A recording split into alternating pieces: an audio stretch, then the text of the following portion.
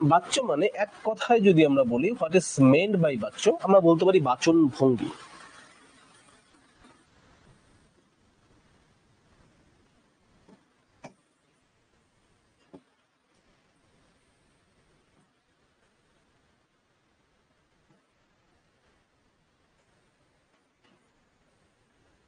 বাচন ভঙ্গি অর্থাৎ ভয়েসনেস মানে কি? ভয়েসনেস মানে হচ্ছে বাচন ভঙ্গিতে পরিবর্তন। এটা মাথায় রেখো, ঠিক আছে? বাচন ভঙ্গিতে পরিবর্তন। বাচন ভঙ্গিতে পরিবর্তনটা কিভাবে হবে? একটা কথা আমি ডিফারেন্ট ওয়েতে বলবো, মিনিং কি পরিবর্তন হবে না? মিনিং এর পরিবর্তন হবে না, বাট আমরা ডিফারেন্টলি বলবো। তো সেই হিসাবে যে একটা সেন্টেন্স আছে, একটা যে বাক্য রয়েছে, একটা বাক্যকে আমরা দুভাবে বলতে পারি। একটা বাক্যকে আমরা দুটো পদ্ধতিতে বলতে পারি। একটা বাক্যকে আমরা দুটো পদ্ধতিতে বলতে পারি। একটাকে বলি আমরা অ্যাক্টিভ,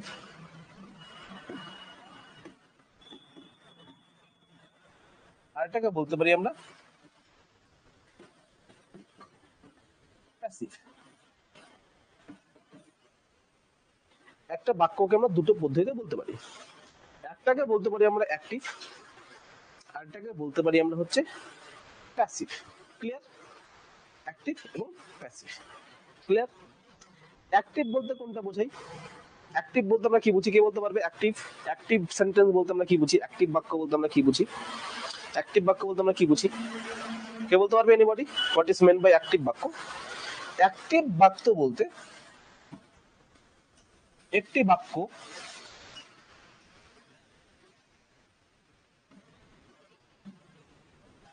যেখানে সাবজেক্ট নিজে কর্ম করে, অর্থাৎ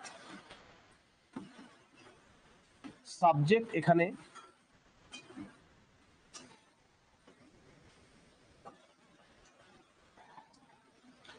পারফর্ম করে, সাবজেক্ট এখানে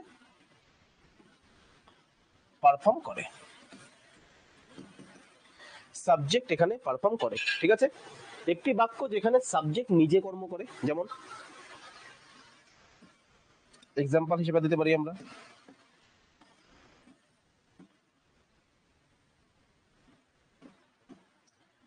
আমি ভাত খাই,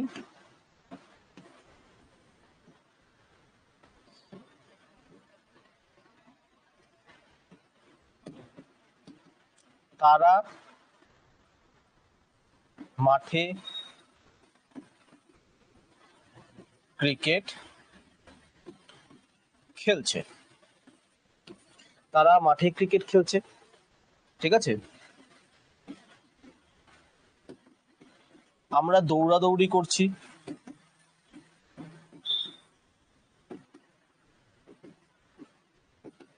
এই প্রত্যেকটা সেন্টেন্সের মধ্যে দেখো সাবজেক্ট যে রয়েছে, সাবজেক্ট যদি এখানে আইডেন্টিফাই করো, হোয়াট সাবজেক্টস? সাবজেক্ট এখানে আমি রয়েছে, সাবজেক্ট তারা রয়েছে, সাবজেক্ট আমরা রয়েছে, সাবজেক্ট। এবং প্রত্যেকটা সাবজেক্ট দেখো ডাইরেক্টলি কাজটা করছে। আমি ভাত খাই, আমি ভাত খাই মানে আমি ডাইরেক্টলি কাজটা করছে, আমি ভাত খাই। তারপর ঠিক আছে, তারা মাঠে ক্রিকেট খেলছে, তার মানে তারা কাজটা করছে, তারা মাঠে ক্রিকেট খেলছে। আমরা দৌড়াদৌড়ি করছি, আমরা কি করছি? আমরা দৌড়াদৌড়ি করছি, তো কাজটা কারা করছে? কাজটা আমরা করছি। তো এই রকম যখন থাকবে, যখন সাবজেক্ট নিজে কাজ করবে, তখন সেটাকে আমরা কি বলি? অ্যাক্টিভ ভয়েস বলি। আমরা অ্যাক্টিভ ভয়েসটা কোথায় শিখেছি? টেন্সে আমরা অলরেডি এগুলো শিখে গিয়েছি। আমরা টেন্স যে করলাম, টেন্সের মধ্যে আমরা যা কিছু করেছি, টেন্সের মধ্যে সব কিছু আমরা অ্যাক্টিভ ভয়েসে করেছি, আমরা প্যাসিভে কোনো কিছু করিনি। ঠিক আছে? প্যাসিভটা কি করব? Passive is also part of tense. টেন্সে যে অ্যাক্টিভটা করেছি, সেই অ্যাক্টিভটাকে এখন প্যাসিভে আমাদের শিখতে হবে। প্যাসিভ বলতে কি বোঝায়? প্যাসিভ বলতে এই ধরনের বাক্যে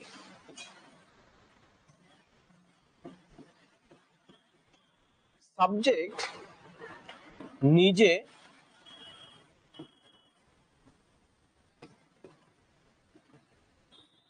কাজ করে না, বরং সাবজেক্টের উপর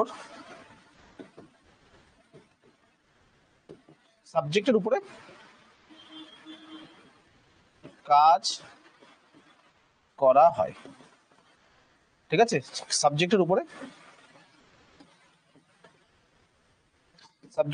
কাজ করা হয়। অর্থাৎ সাবজেক্ট পারফর্মার নন, এটা receiver of the action, receiver of the action. অর্থাৎ কাজটা যে হচ্ছে সাবজেক্ট কি করছে, কাজটাকে রিসিভ করছে। যেই কাজটা হচ্ছে সেই কাজটা হচ্ছে সাবজেক্টকে, সাবজেক্ট কি করছে সেই কাজটা হচ্ছে রিসিভ করছে। এক্সাম্পল হিসেবে আমরা দেখতে পারি, ওখানে কি বলেছিলাম, আমি ভাত খাই, তার মানে আমার দ্বারা ভাত খাওয়া হয়।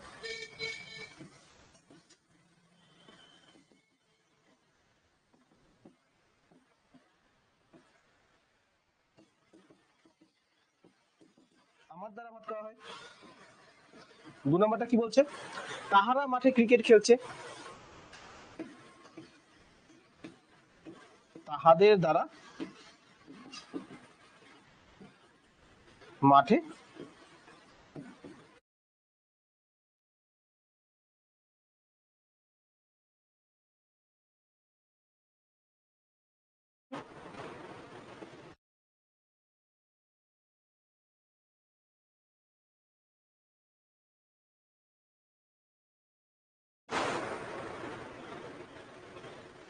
সবার পিকচার এসেছে? আই থিঙ্ক ব্যাটারি কোনো সমস্যা হয়েছে,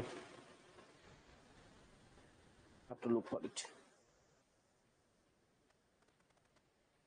বোঝা যাচ্ছে বিষয়টা, বোঝা যাচ্ছে আমি যেটা বলছি, বোঝা যাচ্ছে?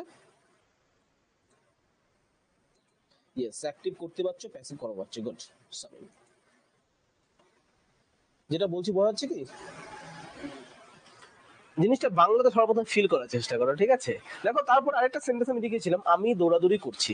কিন্তু আমি দৌড়াদৌড়ি করছি এই সেন্টেন্সটা যদি আমরা প্যাসিভ করতে চাই, প্যাসিভ হবে না। কেন হবে না? এর পরের ক্লাস, পরের চ্যাপ্টার ইয়েতে বলবো আমরা, ঠিক আছে? পরের পেজে আমরা বলবো। তো দেখো, এখানে প্রত্যেকটা সেন্টেন্সের মধ্যে দেখো একটা বৈশিষ্ট্য ইউ ক্যান সি, আমার দ্বারা ভাত খাওয়া হয়, ঠিক আছে? এখানে সাবজেক্টটা কি? সাবজেক্টটা হচ্ছে ভাত। তাহাদের দ্বারা মাঠে ক্রিকেট খেলা হচ্ছে, ক্রিকেটটা যে আছে, ক্রিকেটটা হচ্ছে এখানে সাবজেক্ট, এখানে ক্রিকেটটা হচ্ছে সাবজেক্ট। তুমি এখানে লক্ষ্য করো, এখানে সাবজেক্ট যে আছে, সাবজেক্ট কি কাজ করছে? সাবজেক্ট কি বলছে? আমি ভাত খাই। সাবজেক্ট কি বলছে? সাবজেক্ট ভাত কি কিছু খাচ্ছে না, ভাতকে খাওয়া হচ্ছে।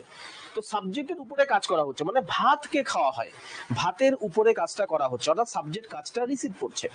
সিমিলারলি এখানে আছে তাহার দ্বারা মাঠে ক্রিকেট খেলা হয়, তো সাবজেক্টটাকে, সাবজেক্ট হচ্ছে ক্রিকেট। ক্রিকেট নিজে খেলছে না, ক্রিকেটকে খেলা হচ্ছে, ক্রিকেটের উপরে কাজ করা হচ্ছে। এই রকম সেন্টেন্স যখন থাকবে তখন সেটাকে আমরা কি বলি? তখন সেটাকে আমরা প্যাসিভ সেন্টেন্স বলে থাকি। কি বলি?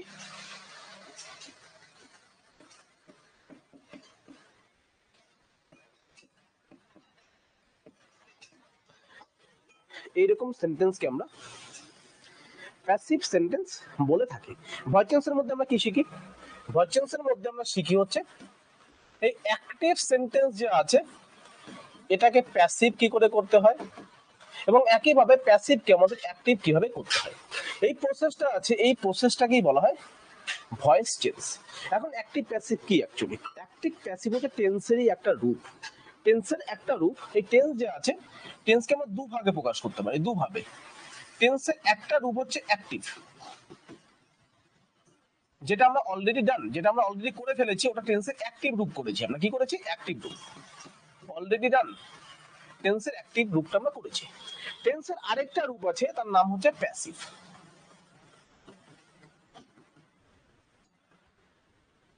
ঠিক আছে? এই প্যাসিভ রূপ যেটা আছে, to be done under voice change, under voice চেঞ্জের আন্ডারে প্যাসিভ রূপটা যে আছে টেন্সের, টেন্সের প্যাসিভ রূপটা আমরা শিখতে যাচ্ছি। এক্সাম্পল হিসেবে একটা সেন্টেন্স দেওয়া থাকবে, মেয়েটি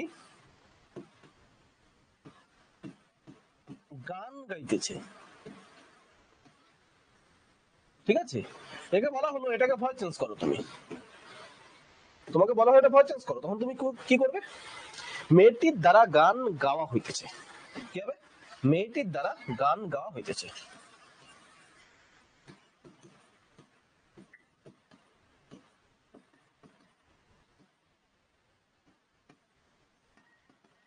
গান গাওয়া হইতেছে, ঠিক আছে, বোঝা গেল? বোঝা গেল এটুকু?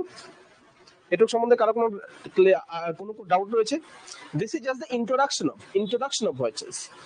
ভয়েস চেঞ্জের ইন্ট্রোডাকশন পার্ট হচ্ছে এটা। আমরা জাস্ট হালকা করে বাংলাতে বোঝার চেষ্টা করলাম ভয়েস চেঞ্জ বলতে আমরা বুঝিটা কি। তুমি অনেক টিচারকে বলবে স্যার আমাকে বলার অ্যাক্টিভ প্যাসিভ আর প্যাসিভ মধ্যে ডিফারেন্স কি? অনেক টিচার, আমি স্টুডেন্টের কথা বলছি না, টিচার অ্যাক্টিভ প্যাসিভের ডিফারেন্সটা তোমাকে ক্লিয়ারলি বোঝাতে পারবে না। অ্যাক্টিভ আর প্যাসিভের মধ্যে বেসিক ডিফারেন্স আছে, আমাদের ডিফারেন্স দিয়ে শিখতে হবে, কেন ভয়েস চেঞ্জ মানে এটা। তো ডিফারেন্সটা ক্লিয়ার আই থিঙ্ক। আটজন আছে, আটজনই বলো। কৌশিক, রহিম, কলকাতা। কলকাতা তোমার নামটা চেঞ্জ করবে, ঠিক আছে? নাম চেঞ্জ না করতে পারলে আমাকে একটু মেসেজ করবে তোমার নাম কি, আমি চেঞ্জ করে দেবো। ইমরান, পায়েল, উৎপল, মিরাজ, শুভম। কোনো কনফিউশন?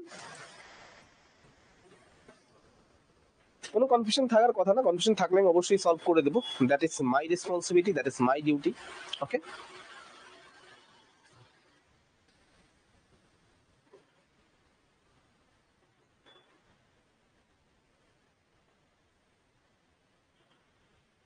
গুড। কারো কোনো ডাউট নেই? That's great. ঠিক আছে, তো এটা গেল হচ্ছে আমাদের ভয়েস চেঞ্জের হচ্ছে ডেফিনেশন, প্যাসিভ ভয়েসের ডেফিনেশন, অ্যাক্টিভ ভয়েসের ডেফিনেশন, প্যাসিভ ভয়েসের কিছু উদাহরণ, অ্যাক্টিভ ভয়েসের কিছু উদাহরণ, and what is meant by passive voice and active voice, এবং আমাদের কোশ্চেন কি ধরনের পরীক্ষায় আসে। পরীক্ষায় তোমাদের এই কোশ্চেনটাই দিবে, সাপোজ এই কোশ্চেনটাই দিবে, তারপর 3 থেকে 4টা অপশন দেবে, সেই 4টা অপশনের মধ্যে একটা অপশন তোমাদের সিলেক্ট করতে হবে। এটা হচ্ছে পরীক্ষায় আসে, ঠিক আছে? একটা অপশন তোমাদের সিলেক্ট করতে হবে। ধরো একটা ভয়েস চেঞ্জ দিল যে আমি ভাত খাই, তারপর নিচে ভাত খাওয়ার নিচে তোমাকে 4টা অপশন দিয়ে দিল, ভাত খাওয়ার হচ্ছে প্যাসিভ কি হবে, প্যাসিভ স্ট্রাকচার কি হবে।